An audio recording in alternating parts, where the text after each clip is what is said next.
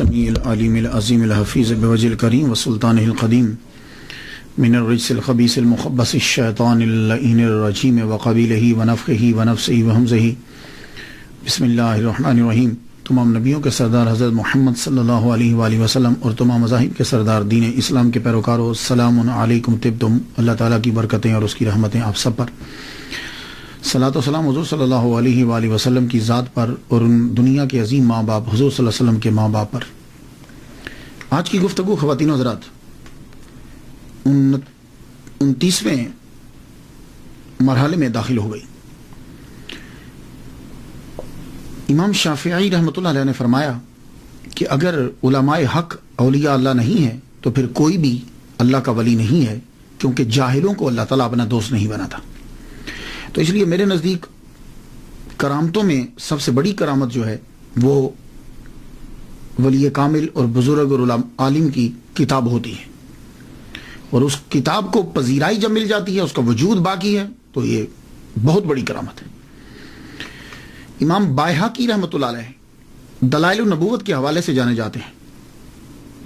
جو لوگ مقرر ہیں وہ دلائل النبوت کا مطالعہ جو ہے وہ ضرور کرتے ہیں، اور مسلک حق اہل سنہ کے اندر ان کی پہچان جو ہے وہ دلائل النبوہ ہے۔ ویسے امام بائہقی رحمۃ اللہ علیہ جو ہیں، ان کا مسلک جو شافعی ہیں، ان کے مسلک پر ان کا بہت بڑا احسان ہے، اور ان کے احسان کو تسلیم بھی کیا گیا ہے۔ آئیے سب سے پہلے معمول کے مطابق گفتگو نام سے شروع کرتے ہیں۔ آپ کا نام حافظ ابو بکر احمد بن حسین بن علی بن عبداللہ بن موسیٰ البائہقی شافعی الاشعری خسرو جردی الخراسانی رحمت اللہ علیہ۔ یہ ان کا نام ہے۔ نام تو صرف آپ کا احمد ہی ہے، اس کے بعد تمام چیزیں جو ہیں وہ اضافی آپ کی ہستی کو، ذات کو واضح کرنے کے لیے ہم گفتگو کریں گے۔ اس کے اندر جو نئے نام ہیں کچھ، جیسے البائہقی ہے۔ شافعی کیوں کہتے ہیں یہ تو آپ کو معلوم ہوگا، بائہقی کیوں کہتے ہیں، اشعری کیوں کہتے ہیں، خسرو جردی کیوں کہتے ہیں، اور خراسانی کیوں کہتے ہیں۔ یہ چیزیں یہ نام ان کے ساتھ کیوں لگے، یہ صفت نسبتی جو ہے یہ کیوں ہے، صفت نسبتی۔ البائہقی کہنے کی وجہ یہ ہے کہ بائہق پرانے فارس کے اندر، جس کو اب ایران کہتے ہیں، یہ موجودہ ایران جو ہے اس کا نام فارس ہے، تو پرانے فارس جس کو اب ایران کہتے ہیں، یہ اس کا ایک رقبہ تھا، ایک علاقہ ہے، اس کو بائہق کہتے تھے، اور اس بائہق کے اندر بہت سارے گاؤں آتے تھے، یعنی اس کے اندر چھوٹے چھوٹے ٹاؤن جو ہیں وہ اس کے اندر آتے تھے۔ تو انہی میں سے ایک خسرو جرد بھی تھا۔ جیسے آپ کہہ لیں نا یہ لاہور، تو اب لاہور جو ہے اس کے اندر بھی علاقے ہیں، لاہور کے اندر بھی علاقے ہیں۔ تو اسی طرح بائہق جو ہے پرانے فارس میں، اب کی بات نہیں کر رہا، پرانے فارس بائہق کے اندر جو ہے نا وہ کچھ اور شہر بھی آتے تھے، خسرو جرد، اس لیے آپ کو خسرو جردی بھی کہا جاتا ہے۔ اور یہ جو بائہق ہے یہ نیشابور کے قریب اور خراساں کے اندر تھا۔ تو پرانا خراساں اور آج کا خراساں دونوں میں فرق ہے۔ پرانا خراساں جو ہے وہ افغانستان تک آتا ہے، پرانا خراساں جو ہے اس کے اندر رشیا کی بھی کچھ اسٹیٹ علاقے آتے ہیں۔ تو پرانا خراساں جو ہے وہ اور تھا، اور آج کا خراساں جو ہے وہ اور ہے۔ تو اس لیے جب ہم کبھی بات کرتے ہیں کہ پرانے دور کی جب بات کرتے ہیں کہ وہ خراسانی ہیں، تو آپ اس میں فوراً یہ نہ سمجھیے گا کہ یہ شاید ایران کے تھے، وہ اس میں رشیا بھی آتا ہے، اس کے اندر افغانستان بھی آتا ہے، پاکستان کا کچھ حصہ بھی آتا ہے اس کے اندر۔ وہ پرانا خراساں جو ہے وہ اور تھا، اس کے اندر عراق کا بھی کچھ حصہ تھوڑا سا جو ہے وہ شامل ہوتا ہے، اس طریقے سے۔ تو خراساں جو ہے تو آج کل بھی خراساں ہے، اس دور میں بھی خراساں تھا، تو یہ سارے خراساں کے اندر آتے ہیں۔ جیسے آپ سمجھ لیجیے کہ خراساں ایک صوبہ ہے، اور اس کے اندر جو ہیں یہ سارے شہر جو ہیں وہ بائہق بھی اس کے اندر آ جاتا ہے، اس کے اندر خسرو جرد بھی اس کے اندر آ جاتا ہے۔ تو بائہق جو ہے یہ خراساں کے اندر آیا، اس لیے آپ کو خراسانی بھی کہا جاتا ہے۔ تو یہ خراساں جو ہے اس پہلے بھی مشہور تھا، آج بھی مشہور ہے۔ اس خراساں نے اسلام کو بڑے بڑے اسکالرز دیے ہیں، فقہا دیے ہیں، علماء دیے ہیں، بڑے بڑے پرانے خراساں ہیں۔ اس میں احمد بن حنبل، امام ابو حنیفہ، امام بخاری، امام مسلم، ابو داؤد، ترمذی، نسائی، امام غزالی، ابو منصور ماتوریدی، امام فخر الدین رازی، یہ سب پرانے خراسان کے علاقوں سے ہی تعلق رکھتے تھے. تو خراسان نے بڑے بڑے اسکالر دیے. تو بائے حق بھی ایک قصبہ تھا. تو امام بائے حقی رحمت اللہ علیہ جو ہے اس قصبے میں پیدا ہوئے. تو اس قصبے کی وجہ سے ان کو بائے حقی کہنے لگے. ایک لفظ تو کلیئر ہوا. تو اکثر لوگ امام باحقی نے فرمایا، اور پھر اس کے پروننسیشن پہ بھی غور دیجیے گا. امام بیکی بیکی بیکی، ہم اکثر لوگ بیکی بولتے ہیں، لیکن میں ان کو غلط نہیں کہتا. کیوں؟ ہمارے معاشرے میں یہی ہے. اب بتائیے کہ امام بائے حقی بڑا مشکل ہے پروننس کرنا، تو معاشرے نے اس کو اڈاپٹ کر لیا، امام بیکی فرماتے ہیں. تو جب کبھی آپ اصل بھی سن لیجئے، با زبر یا ساکن بئی، ہا زبر ہا، بائے ہا کاف زیر یا ساکن کی، بائے ہا کی.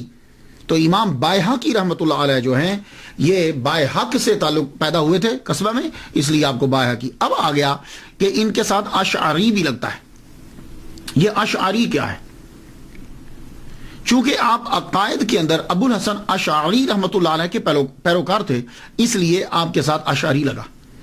یہ جو میں نے سلسلہ شروع کیا ہے، اس کے اندر میں فلسفے کو اور یہ ریسرچ اور یہ چیزیں جو ہیں، یہ اعتراضات، ان چیزوں کو میں بہت کم ٹچ کرتا ہوں.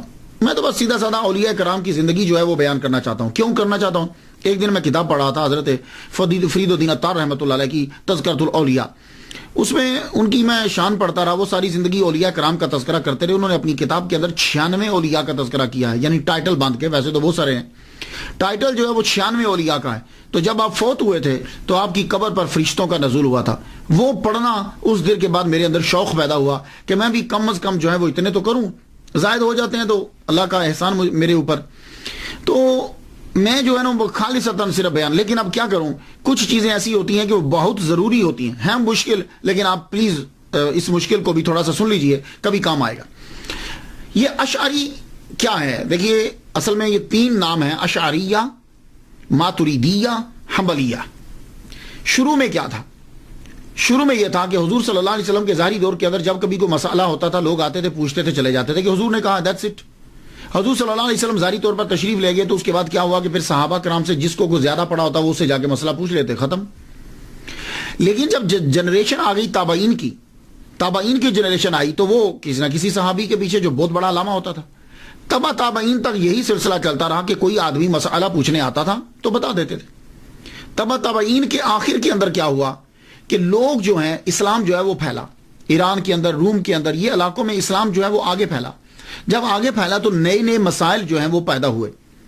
تو کچھ اب مسائل جب پیدا ہوئے تو لوگ جب مسئلہ پوچھنے کے لیے آتے تھے تو محدثین کے پاس احادیثیں ہوتی تھی اور فقہا جو ہیں وہ ان حدیثوں کے سے مسئلہ نکال دیتے تھے. کوئی پوچھتا تھا کہ یہ مسئلہ کہاں سے نکالا ہے، تو آپ فرماتے کہ قرآن کی فلاں آیت سے اشارت النص، اقتضاء النص، دلالت النص، عبارت النص، یا حدیث مبارکہ فلاں ہے، تو وہ بتا دیتے تھے. تو قرآن اور حدیث اس سے مسئلہ جو ہے وہ ان کو واضح کر دیتے تھے تو لوگوں کی سمجھ میں آ جاتا. یہ سلسلہ چلتا رہا آئمہ تک، امام اعظم، امام شافعی، امام مالک اور امام احمد بن حنبل. لیکن ہوا کیا کہ پھر یہ گریک جو ہے، یونان، گریک، اس کے فلسفے نے جو ہے نا وہ مسلمانوں کے اندر دخل شروع کر دیا. عراق کے اندر ہارون الرشید کا جو دور تھا اور یہ جو دور تھے، اس میں فلسفہ جو ہے وہ داخل ہوا. جب فلسفہ داخل ہوا تو اس فلسفے نے مسلمانوں کو گمراہ کرنے کے لیے ایسی ایسی چیزیں چھوڑی کہ عقل جو ہے وہ اس کا جواب دینے کے لیے آ رہی ہوتی تھی. اس کو پھر مسلمانوں نے بھی اڈاپٹ کرنا شروع کر دیا. سب سے پہلے حضرت حسن بصری رحمۃ اللہ علیہ کی محفل کے اندر جو بندہ بیٹھا ہوتا واصل، اس نے سب سے پہلے جو ہے وہ آپ پر اعتراض کیا. آپ نے فرمایا کہ تم ہماری محفل سے اٹھ جاؤ. اس دن سے وہ بندہ اور اس کے ماننے والے معتزلہ کہلوائے. بات آپ کی سمجھ میں کچھ آ گئی؟ تو یہ جب فلسفہ آیا ہمارے اسلام کے اندر تو اب فلسفہ اتنا چھا گیا کہ لوگ اس فلسفے کو لے کر مسلمانوں کو گمراہ کرنے لگے. ان میں سے یہ معتزلہ ہے. تو میں نے جتنی اسٹڈی کی ہے کہ معتزلہ جو ہے وہ کسی نہ کسی طرح ہر باطل فرقے کے بنیاد میں شامل ضرور ہوتا ہے. ابو الحسن اشعری رحمت اللہ علیہ 40 سال تک یہ بھی معتزلہ ہی کی تبلیغ کرتے رہے ہیں، معتزلی فرقے کی ہی تبلیغ کرتے رہے. یہ خود چکے ان کے شاگرد. تو جب یہ ان سے پڑھتے رہے ابو الحسن علی بن اسماعیل اشعری محمد بن عبد الوہاب معتزلی سے پڑھتے رہے، 40 سال تک آپ نے جو ہے وہ اس فرقے کا دفاع کیا ہے. لیکن کیا ہوا کہ ایک دن آپ کی اپنے استاد ہی کے ساتھ جو ہے نا وہ بات شروع ہو گئی. بات کس بات میں تھی کہ ابو الحسن اشعری رحمۃ اللہ علیہ یہ فرماتے تھے کہ جو چیزیں انسان کے لیے اچھی ہیں وہ اللہ تعالیٰ پر واجب ہیں. وہ مسئلہ کیا تھا؟ یعنی دیکھیے کہ اللہ تعالیٰ نے ہمیں پیدا کیا ہے، اللہ تعالیٰ ہم سے پیار کرتا ہے. جب اللہ نے ہمیں پیدا کیا ہے تو اب جو چیز ہمارے لیے اچھی ہے وہ ہمیں لازمی طور پر دے گا. ان کے ذہن میں یہ تھا کہ چونکہ اس نے ہمیں پیدا کیا ہے تو جس طریقے سے بادشاہ کے اوپر، جس طریقے کے اوپر مالک کے اوپر جو ہے وہ امپلائیوں کا خیال رکھنا یہ چیز لازم ہوتی ہے، تو اللہ کے اوپر بھی لازم ہے کہ ہر اچھی چیز جو ہے وہ اس کے اوپر واجب ہے. آپ نے دلائل دینا شروع کر دیے، دلائل آپ نے دیے تو استاد ہار گئے، آپ جیت گئے. لڑائی جو ہے وہ زیادہ بڑھ گئی، انہوں نے ان کو اپنی محفل سے نکال دیا.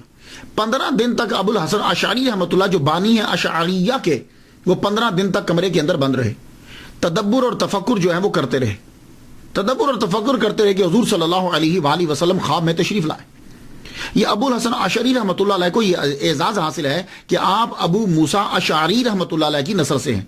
ابو موسیٰ اشعری رحمۃ اللہ علیہ جو ہیں، اشعر ایک قبیلہ ہے یمن کا، تو ابو موسیٰ وہاں سے اس قبیلے سے آئے تھے حضور صلی اللہ علیہ وسلم کے پاس اسلام قبول کرنے کے لیے. تو ابو موسیٰ اشعری اشعر قبیلے کی وجہ سے اشعری کہلوائے. تو ابو الحسن اشعری اور آگے سے ان کے ماننے والے جو فالوور ہیں وہ اشعریہ اشعری جو ہیں وہ کہلوائے. تو یہ تھا مختصر سا. تو جب آپ کمرے میں 15 دن بیٹھے، حضور کی زیارت ہوئی، تو آپ نے کہا کہ معتزلہ فرقے کو چھوڑ دو، یہ ٹھیک نہیں ہے. کیوں؟ اس لیے کہ وہ کیا کرتے تھے کہ انہوں نے اللہ تعالیٰ کی جو صفات تھیں ان کو اللہ کو مجسم بنا دیا تھا کہ اللہ کے ہاتھ ہیں، اللہ کا چہرہ ہے، اللہ تعالیٰ کے جو ہے نا وہ کان ہیں، یہ پاؤں ہیں، یہ چیزیں ثابت کر دی تھی جیسے انسان کی ہوتی. تو حضور صلی اللہ علیہ وسلم نے کہا کہ ان کو چھوڑ دو خواب میں. آپ نے پھر 15 دن کے بعد آپ نکلے، مسجد جامع مسجد میں پہنچے. جامع مسجد میں جا کر آپ نے اعلان کر دیا کہ میں آج سے اس مسئلے کو جو ہے وہ چھوڑتا ہوں. اس کے بعد آپ کا حلقہ جو ہے وہ بڑھتا گیا. تو آپ جو ہے وہ بصرہ میں پیدا ہوئے تھے. آپ کا حلقہ جب بڑھتا گیا تو اب آپ نے کیا کیا کہ پہلے یہ ہوتا تھا کہ جو کوئی آگے مسئلہ پوچھتا تھا تو آپ بتا دیتے تھے، آئمہ بتاتے تھے حدیث میں ہے، قرآن کی فلاں آیت ہے. اب جب فلسفہ داخل ہوا تو فلسفہ جو ہے وہ داخل ہوا تو اب مسلمانوں کو فلسفے کے ذرائع سے مسلمانوں کو عقائد جو ہیں وہ ثابت کرنا تھے. تو اشعریہ نے اب کیا کیا کہ فلسفے کو پہلے سیکھا، کیونکہ یہ 40 سال تو ان کے اندر رہے ہیں. اب اسی فلسفے کے زور پر معتزلہ کا جواب دینا شروع کر دیا. تو جب جواب دینا شروع کیا تو گھر کا آدمی جانتا ہے بہتر طریقے سے. تو جب آپ نے جواب دیا تو اب معتزلہ ان کے دشمن ہو گئے. معتزلہ جب دشمن ہو گئے تو صدیوں تک ان کے اندر جو ہے وہ لڑائی ہوتی رہی، صدیوں تک لڑائی ہوتی رہی. اور معتزلہ کو جب بھی گورنمنٹ کی سپورٹ ملی تو انہوں نے مسلمانوں کو قتل کیا، قتل کروایا، معتزلہ نے کروایا. لیکن اشعریہ اور ماتریدیہ ان لوگوں نے مل کر اتنی کتابیں لکھی اور اتنی تقاریریں کی اور اتنی تبلیغ کی کہ معتزلہ کا جادو بالکل ٹوٹلی ختم کر کے رکھ دیا. تو جو شافعی تھے وہ اشعریہ کہلوائے کیونکہ انہوں نے اسی طرف رخ اختیار کیا، اور جو حنفی تھے وہ جب فلسفہ آ گیا تو پھر ماتریدیہ کہلوائے. بات اب کچھ سمجھ میں آ گئی. تو اشاعرہ جو تھے، اشاعرہ جو تھے بڑی خدمت کی انہوں نے. امام غزالی نے احیاء العلوم اور الاقتصاد لکھ کر معتزلہ کے تابوت میں کیل ٹھوک دیا. امام فخر الدین رازی شافعی رحمۃ اللہ علیہ نے مطالب عالیہ، مباحث مشرقیہ، 40 فی اصول الدین اور اساس التقدیس میں عقل اور فکر کے خزانے لوٹا دیے. اللہ تعالیٰ نے ان کو پھر فلسفہ آتا، انہوں نے فلسفے سے، منطق کے ذریعے سے پھر جواب دیا اور اسلام کو بچا. ورنہ اگر یہ اشعریہ اور ماتریدیہ نہ آتے تو معتزلہ اپنے فلسفے کے زور پر عقلوں پر قبضہ کر لیتے، لوگوں کے عقائد کو خراب کر دیتے. قرآن و حدیث تو ٹوٹلی انہوں نے چھوڑ ہی دی تھی. قاضی ابو بکر باقلانی، ابو اسحاق شرازی، امام غزالی، امام فخر الدین رازی، جب ان کی تعلیمات عام ہوئی معتزلہ اب ختم ہوتے چلے گئے. تو یہاں تک کہ 380 ہجری میں اشعری عراق میں چھا گیا.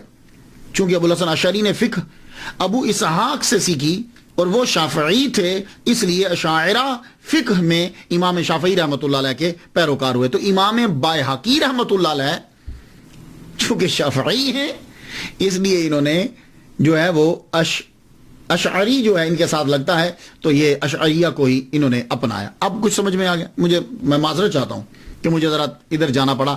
تو امام بایہقی رحمۃ اللہ علیہ کے ساتھ جو اشعری لگتا ہے وہ اس لیے کہ اشعریہ عقائد کے اندر یہ ان کو فالو کرتے تھے. تو حنفی جو ہے زیادہ تر ماتریدیہ ہیں. تھوڑا سا فرق ہے, یہ کوئی اتنی بڑی لڑائی کا چکر کوئی نہیں ہوتا. اشعریہ کے نزدیک سمپل سمجھاتا ہوں, ویسے تو بہت سارا ہے. سمپل یہ ہے کہ اشعری کہتے ہیں کہ جو چیز انسان کے حق میں فائدہ مند ہے, جیسے رزق فائدہ مند ہے, بارش فائدہ مند ہے, دھوپ فائدہ مند ہے, پانی فائدہ مند ہے, ہوا فائدہ مند ہے, یہ اللہ پر واجب نہیں ہے. ہاں وہ احسان کرتا ہے ہم پہ کہ ہمیں دیتا ہے, اس پہ واجب نہیں. کیوں؟ اس لیے کہ وہ بادشاہ نہیں ہے, اس لیے کہ وہ کوئی باس نہیں ہے, وہ مالک ہے, ہم اس کی مملوک ہیں. تو مالک اور مملوک جو ہے وہ اس کے اوپر لازم کچھ نہیں ہوتا, ہر چیز کا بدلہ دینا واجب نہیں ہے, یہ اس کا احسان ہے, کیونکہ ساری کائنات اس کی مملوک ہے اور مملوک کا مالک پہ کیا استحقاق. تو یہ تھا. اور وہ اشعریہ کہتے ہیں کہ نہیں, وہ جو ہے چونکہ اس نے پیدا کیا ہے اس لیے اس سے اوپر لازم ہے. بات کوئی اتنی بے نہیں ہے. عقائد سب کے جو ہے وہ بالکل ٹھیک ہیں, لیکن اشعریہ اور ماتریدیہ بھی کبھی کبھی جھگڑنے لگ جاتے ہیں, اور جب تصوف آتا ہے تو پھر اکٹھے ہو جاتے ہیں. اس لیے تصوف جو ہے وہ ضروری. میں ڈیٹیل میں نہیں جاتا, اگر آپ کو مزید پڑھنا ہو تو ایک بہترین کتاب بتا دیتا ہوں آپ کو. مولوی نجم الغنی خان رامپوری, بڑی زبردست کتاب لکھی انہوں نے, مذاہب الاسلام, اسے آپ جا کے پڑھ لیجئے گا. تو اب آپ سمجھ گئے ہوں گے کہ امام بایہقی رحمۃ اللہ علیہ کے ساتھ اشعری جو ہے وہ کیوں لگتا ہے. تو شافعی اشعری اور خسرو جردی, وہ میں نے آپ کو بتا دیا ہے, خراسانی کیونکہ وہ صوبے کا نام ہے, اس حوالے سے ان کو کہا جاتا ہے. اب آ جائیے, امام بایہقی رحمۃ اللہ علیہ نے تعلیم جو ہے وہ سیکھی, اللہ تعالیٰ نے ان کو چنا. انہوں نے شافعی فقہ کے اوپر بہت کام کیا ہے اور اس مسلک کے اوپر بھی بہت کام کیا ہے. امام شافعی رحمۃ اللہ علیہ کے بعد اگر کسی کا شافعی فقہ کے اوپر احسان ہے کسی کا, تو وہ امام بایہقی رحمۃ اللہ علیہ کا جو ہے وہ احسان ہے. 15 سال کی عمر میں آپ نے ابو الحسن محمد بن حسین علوی رحمۃ اللہ علیہ سے پڑھنا شروع کیا. آپ کا سفر جاری رہا, عراق, حجاز, زیادہ تر آپ نیشاپور کے اندر جو ہے وہ رہے. نیشاپور کے اندر, نیشاپور بھی کہتے ہیں, نیشاپور کے اندر آپ نے زیادہ پڑھا. اور آپ کے تقریباً کہتے ہیں کہ 100 جو ہیں وہ آپ کے استاد ہیں, لیکن سب سے پسندیدہ آپ کے استاد جو ہیں وہ 2.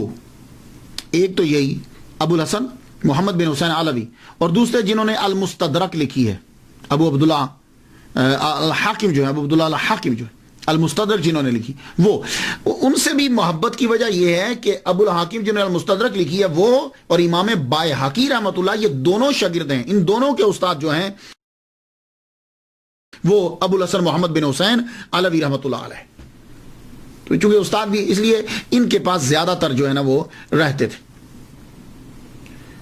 امام بایہقی رحمۃ اللہ علیہ نے فقہ امام ابو الفتح ناصر بن حسین بن محمد قریشی رحمۃ اللہ علیہ سے سیکھی. علم الکلام آپ نے ابو بکر بن فورق سے اور ابو منصور عبد القاہر بغدادی سے سیکھا. علم الکلام عبد الغفار, کہ آپ نے علم کی خاطر بہت سے علاقوں کا جو ہے وہ سفر کیا.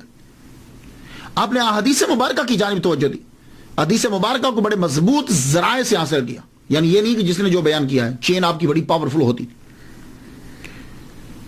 تحصیل علم کے بعد آپ اپنے شہر بایحق میں واپس آ گئے. یہ ہا بڑی ہے اور قاف بھی بڑا ہے, کینچی والا قاف ہے. بایحق میں واپس آئے اور آ کر تدریس, تحریر اور تصنیف جو ہے وہ آپ نے شروع کر دی.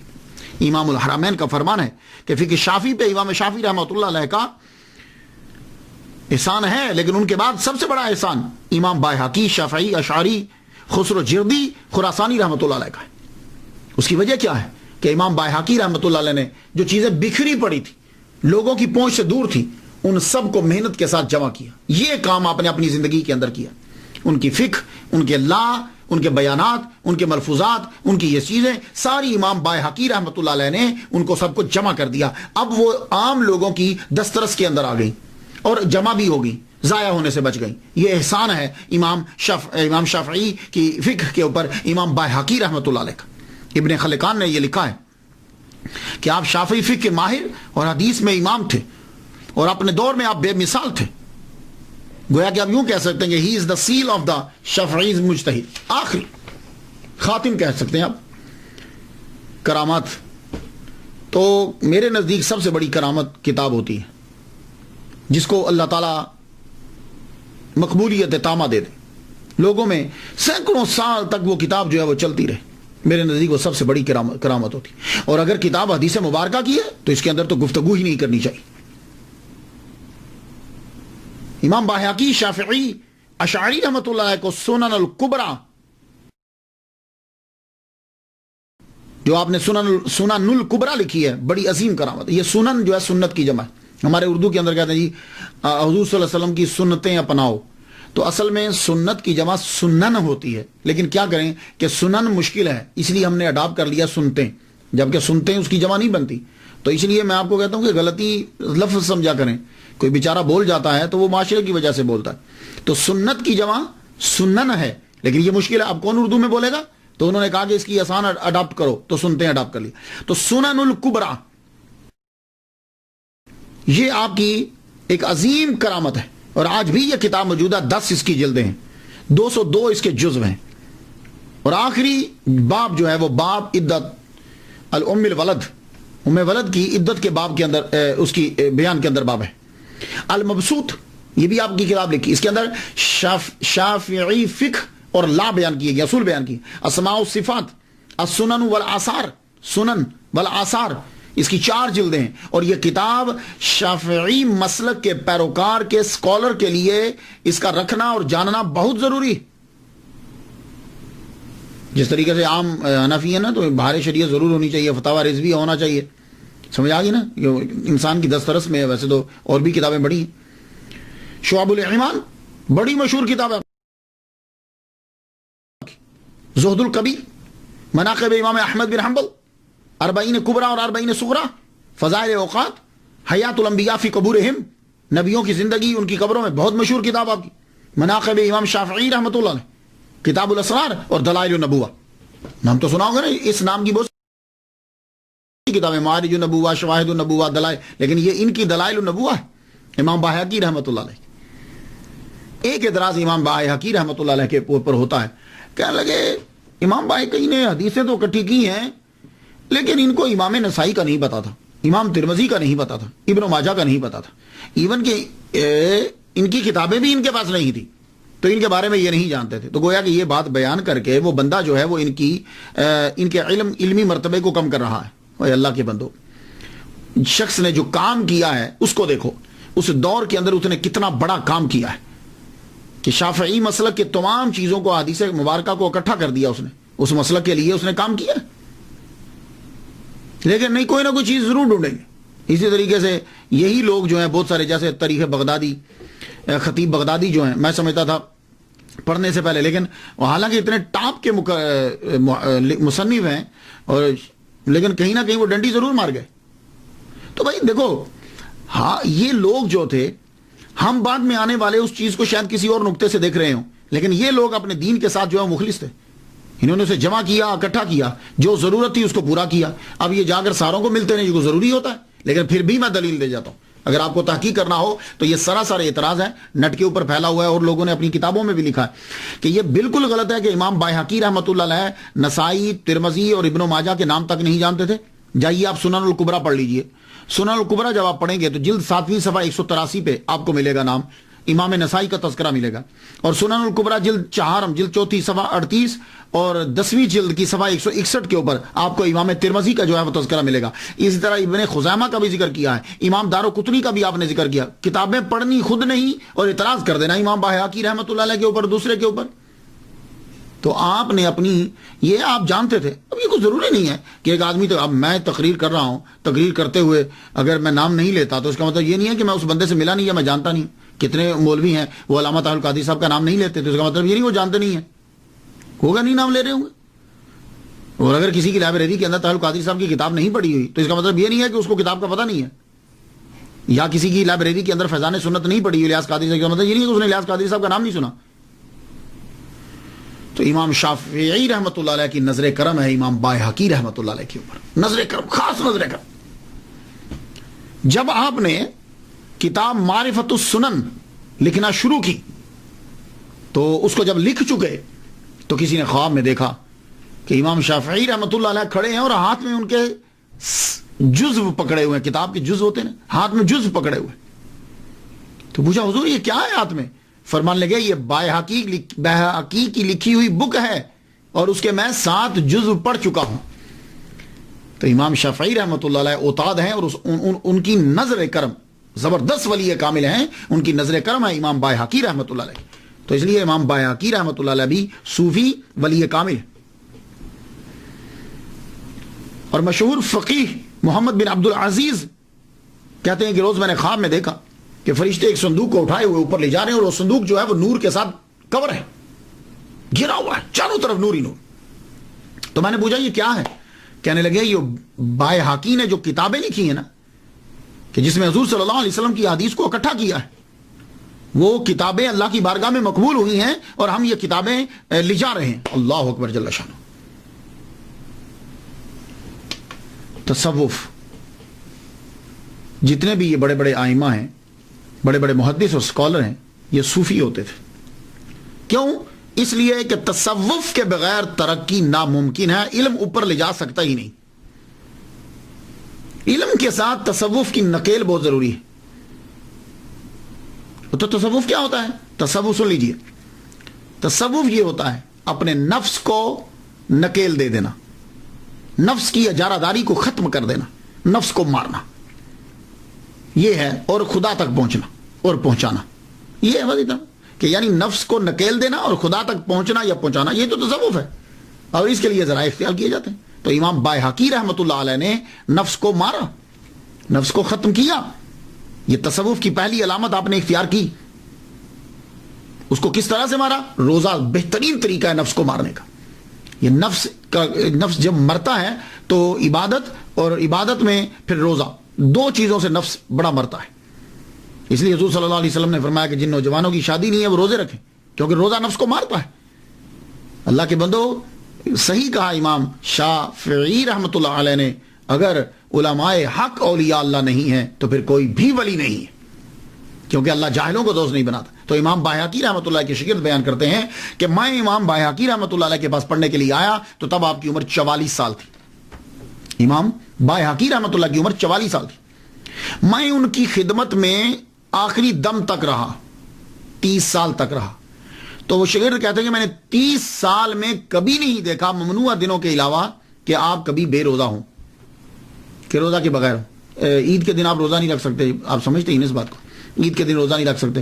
تو کہا کہ جن دنوں میں منع ہے اس دن کے علاوہ میں نے کبھی نہیں دیکھا کہ آپ نے روزہ نہ رکھا ہو. تو 30 سال تک آپ نے اپنے نفس کو مارا روزہ رکھ کے. لیکن یہاں پھر اعتراض ہوتا ہے. اب دیکھیں نا، لوگ جو ہیں اعتراض سب سے آسان ترین چیز نکتہ چینی ہوتی ہے. کیا لگے یہ کیسے جائز ہو گیا، ہمیشہ روزہ رکھنا ٹھیک نہیں ہوتا. تو امام نووی یا نواوی، انشاءاللہ الرحمن میری نیکسٹ گفتگو جو ہے ان کے اوپر ہے. تو امام نووی اور نواوی دونوں پروننسیشن ہے. تو امام نووی رحمۃ اللہ علیہ نے شرح مسلم میں پھر اس کے اندر جواب آپ نے دیا. آپ نے فرمانے لگے کیسے اعتراض کرتے ہو امام بایہقی رحمۃ اللہ علیہ کے اوپر؟ خود حضرت عمر رضی اللہ تعالیٰ عنہ صائم الدہر تھے، خود حضرت عبداللہ ابن عمر رضی اللہ تعالیٰ عنہ صائم الدہر تھے، حضرت بی بی عائشہ صدیقہ رضی اللہ عنہا، اسی طرح ابو طلحہ جو ہیں وہ بھی روزے رکھا کرتے تھے. امام شافعی رحمۃ اللہ علیہ خود جو ہے وہ صائم الدہر ہیں. کیسے اعتراض کرو گے تم؟ ان پر بھی پھر اعتراض کرو. تو بھائی دیکھو وہ اور چیز ہے. وہ کون سے روزے ہیں؟ وہ ہوتے ہیں کہ آدمی بیچ میں کھائے ہی نہ. لیکن اگر کوئی سحر میں اور افطاری میں کھاتا ہے تو اس کا مطلب یہ ہے کہ وہ مکروہ نہیں ہے. وہ اب تھوڑا کھاؤ، وہ آپ کی اپنی مرضی ہوتی ہے. اللہ اکبر جل شانہ. چنانچہ ہمیشہ روزہ رکھنا مکروہ نہیں ہے جب آپ سحر کرتے ہیں اور افطار کرتے ہیں. امام بایہقی رحمۃ اللہ علیہ he put into practice his knowledge. اور یہی جو ہے صوفیہ کا جو ہے وہ ترہ امتیاز ہے. کم کھانا، کم سونا اور فضول گفتگو چھوڑنا، یہ تو تصوف کی علامات ہیں، اسباق ہے. امام بایہقی رحمۃ اللہ علیہ شاعر بھی تھے، لیکن شاعری وہ کرتے تھے کہ جس کے اندر حقیقت، توحید اور رسالت اور حقیقت ہو. میں 4 مصرے سنا دوں، اب سنیے گا. من اعتز بالمولى فذاك جلیل ومن رام عزا عن سواہ ذلیل. جو اللہ سے عزت حاصل کرنا چاہتا ہے وہ مرتبے والا ہوتا ہے، اس کو عزت مل جاتی. ومن رام عزا عن سواہ ذلیل. اور جو اللہ کے علاوہ کسی سے عزت کا ارادہ کرتا ہے تو ذلیل ہو جاتا ہے. بڑی زبردست گفتگو کی. اس لیے اللہ سے ڈرا کرو، اللہ کے آگے جھکا کرو، بندوں کے آگے مت جھکو. یہ تمہیں عزت نہیں دے سکتے. جاؤ جا کے دیکھ لو جتنے بڑے بڑے بادشاہ جن کو دعویٰ تھا کہ لوگ ہمارے ساتھ ہیں، کس طرح ذلت کی موت مرے. وَأُحِبُّ मुनाजात हबीब बेऊजा, मैं अपने हबीब की मुनाजात उम्दा तरीके से करना चाहता हूँ। वलाकिन्न लिसान अलमुज़निबीन कलील, लेकिन क्या करूं, गुनाहगार हूं और गुनाहगारों की जुबान गूंगी होती। अल्लाह, गुनाहगार तो खूबसूरत, यार इससे बढ़िया शायरी नहीं हो सकती। इमाम बायहकी रहमतुल्लाह अलैह की, दुनिया में जिसने आना हो फिर उसका विसाल तो उसने जाना भी है। आपका ज्यादातर वक्त जो है वो नाइसाबुर में गुजरता था। ये इसका मैं तलफ़ुज़ पे थोड़ी सी गुफ्तगू कर जाऊं। इसको नाइसाबुर भी कहते हैं,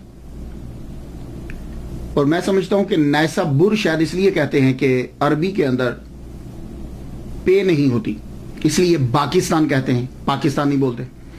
तो शायद अरबी वाले इसको नाइसाबुर कहते हो, बुर क्योंकि पे नहीं होती। लेकिन अगर पे नहीं भी होती तो फिर भी नाइसाबुर बना, नून जबर या सा की नई, सीन जबर अलिफ सा, नाइसाबुर। लेकिन अब नाइसाबुर जो है ये बहुत कम आपने सुना होगा, ये किताबों में लिखा हुआ है अरबिक की बुक के अंदर। उर्दू वाले जो हैं वो बोलते हैं नेशापुर, नेशापुर, लेकिन अवाम इसको बोलती है निशापुर। तो इसलिए जो भी बोलता है तो आप उसको गलत मत कहिएगा, इसलिए कि उसने वो अडॉप्ट किया है। हमारे अवाम के अंदर निशापुर है। कहाँ रहते थे जी? निशापुर में रहते थे, निशापुर में। तो ये असल में नाइसाबुर, नेशापुर और निशापुर। इसकी तारीख भी बड़ी अजीब है।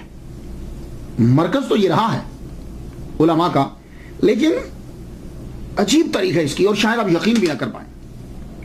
यहां के वैसे तो फरोजे दुनिया में बड़े मशहूर हैं, आज भी इसकी फैक्ट्रीज हैं वहां, मगर यह भी मशहूर है कि नेसाबुर के किसी बंदे ने तीर चलाया। वो तीर जो है वो चंगेज खान, उसकी जो बेटी थी उसके खामद को यानी दामाद को लग गया और वो मर गया। ऐसे अचानक ही बेचारे ने तीर चला दिया था, तो तीर लगा, वो मर गया। अब उसकी बेटी को गुस्सा आ गया। उसने कहा कि निशापुर, जो भी आप बोले, इसका हर जानदार मार दिया जाए। देखा आपने कि जालिम लोग जो हैं वो क्या करते हैं कि कोई ना छोड़ा जाए, हर बच्चा, बूढ़ा, जवान, औरत सब मार दिए जाए।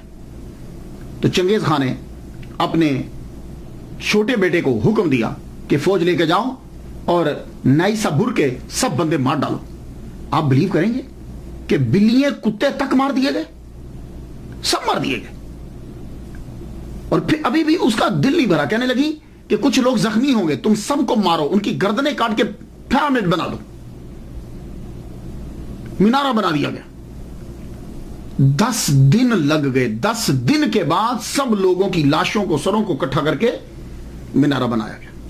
ढेर लगा, बड़ा ऊंचा ढेर लगा दिया गया।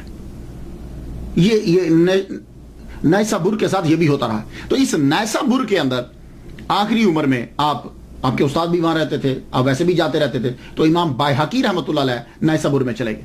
नाइसाबुर में जब गए, वहां जाकर आखिरी दिन थे आपके 10 जुमादुल उला। ये अक्सर हमारे यहां मशहूर हो गया है जमादुसानी। जीम के ऊपर जबर नहीं है, जीम के ऊपर पेश है। तो जो अडॉप्ट उन्होंने किया, लेकिन आप ज़हन में ये भी रखिए कि जुमादुल अव्वल होता है। जुमादुल अव्वल 458 हिजरी 10 अप्रैल बरोज सोमवार आपका विसाल हो गया नाइसाबुर में, निशापुर या निशापुर, वहां आपका विसाल हुआ। अब यहां 2 रिवायत है कि जब आपका विसाल हुआ तो आपके इलाके, कस्बे के लोग, बायहक के लोगों को पता चला और आप उसी वक्त वहां पहुंचे और कहने लगे हम इनका जस्द अनवर वहां लेकर जाएंगे, क्योंकि ये वहीं के पैदाइशी हैं, वहीं के रिहायशी हैं और वहीं ये पढ़ाया करते थे। तो सो आप वापिस ले। दूसरी रिवायत यह है कि नाइसाबुर के अंदर दफना दिया गया आपको। दफना तो 1 साल के बाद कुछ लोगों को ख्याल आया, यार ये तो हमारी बेइज्जती है कि वो हमारे शहर के मुहद्दिस हैं, यहां के रहने वाले हैं, तो हमें उनका ताबूत यहां लाना चाहिए। तो 1 साल के बाद लोग जो हैं वो नाइसाबुर या निशापुर वहां पहुंचे। वहां जाकर उनका ताबूत जो है वो 1 साल के बाद निकाल के बायहक के अंदर लाए और वहां आकर उनको दफनाया गया। और आज भी उनका वहां जो है वो रोजा है। ख़वातीन और हज़रात, मैं तो उनके लिए फातिहा जो है वो पढ़ चुका, आप लोग भी जो है उनके लिए फातिहा पढ़ दीजिएगा। अल्लाह ताला उनके दर्जे बुलंद फरमाए। इजाजत दीजिए। व आखिर दावाना अल्हम्दुलिल्लाहि रब्बिल